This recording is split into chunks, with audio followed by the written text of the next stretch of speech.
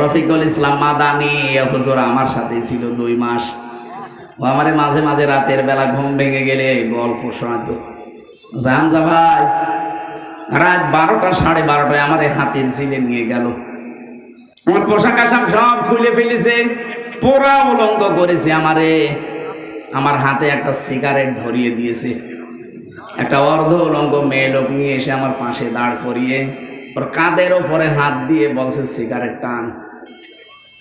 চারিদিকে যারা দাঁড়িয়ে আছে সব তো অস্ত্র নিয়ে, কারণ 2 দিকের রাস্তা ব্লক করা। কি করব, কিচ্ছু করার নেই। অসহায় হয়ে বলেছিলাম এক এসআইকে, ভাই আপনারা যা করছেন এটা কি হারুন সাহেব জানে না? মানে উনি তো করাচ্ছে। আমি তো অসহায়।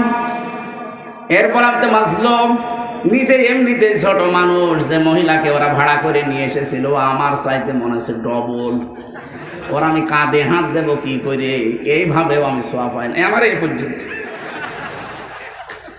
আমার বালিশ আর ওর বালিশ পাশাপাশি যখন ওই ফাঁসির কন্ডেম সেলের ভেতরে ছিলাম, আমার পা চলে যায়, ওর আমার মাজার কাছে পড়ে থাকে। এতটুকু মানুষ।